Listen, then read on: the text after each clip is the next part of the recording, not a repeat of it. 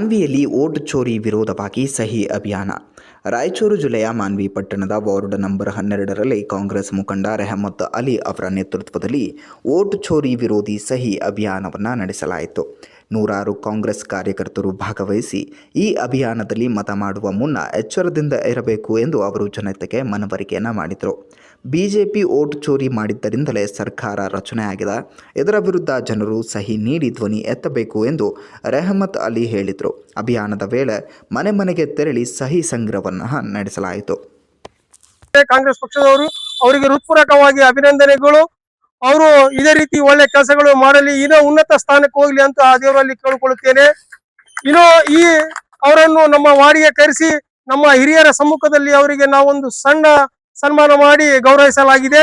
ಅದೇ ರೀತಿ ಇನ್ನೊಂದು ಕಾರ್ಯಕ್ರಮದ ಮುಖ್ಯ ಉದ್ದೇಶವೇನೆಂದರೆ, ಏನು ಭಾರತ ದೇಶದಲ್ಲಿ ನಡೆಯುತ್ತಿರುವಂತಹ ವೋಟ್ ಚೋರಿ ಕಾರ್ಯಕ್ರಮ ಅಂದ್ರೆ ಮತ ಕಳ್ಳತನ ಕಾರ್ಯಕ್ರಮದ ವಿರುದ್ಧ ಒಂದು ಸಹಿ ಸಂಗ್ರಾಮ ಅಭಿಯಾನ ಕಾರ್ಯಕ್ರಮವನ್ನು ವಾರ್ಡ್ ನಂಬರ್ 12ರಲ್ಲಿ ಏನು ನಾವು ಇವತ್ತು ಹಮ್ಮಿಕೊಂಡಿದ್ದೇವೆ.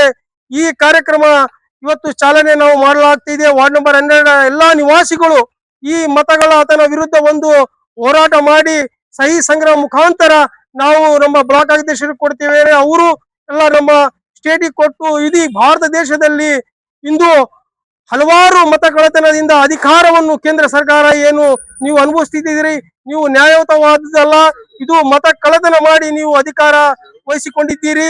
ಇದರ ವಿರುದ್ಧ ನಾವು ಹೋರಾಟ ಮಾಡುವಂತಹ ಸನ್ನಿವೇಶ ಬಂದಿದೆ. ನೀವು ನಮ್ಮ ಪಕ್ಕದ ಜಿಲ್ಲೆ ಆಗಿರುವಂತಹ ಕಲಬುರಗಿ ಜಿಲ್ಲೆಯ ಆಳಂದದಲ್ಲಿ 1 ಲಕ್ಷಕ್ಕಿಂತ ಹೆಚ್ಚು ಮತಗಳು, ಹಾಗೂ ಅದೇ ರೀತಿ ನಮ್ಮ ಬೆಂಗಳೂರು ನಗರದ ಮಹದೇವಪುರ ಅಲ್ಲಿಯೂ ಸಹ ಏನು ನೀವು ಎಷ್ಟು ಕಳ್ಳತನ ಮಾಡಿ ಮತಗಳ್ಳತನ ಮಾಡಿ ಏನು ನೀವು ಅಧಿಕಾರಕ್ಕೆ ಬಂದಿದ್ದೀರಾ. ನೀವು ಮುಂದಿನ ದಿನಗಳಲ್ಲಿ ಇದೇ ರೀತಿ ಮಾಡಿದರೆ ನಿಮ್ಮ ವಿರುದ್ಧ ಉಗ್ರವಾದ ಹೋರಾಟವನ್ನು ಮಾಡುತ್ತೇವೆ ಅಂತ ನಿಮ್ಗೆ ಎಚ್ಚರಿಕೆ ನೀಡುತ್ತೇವೆ.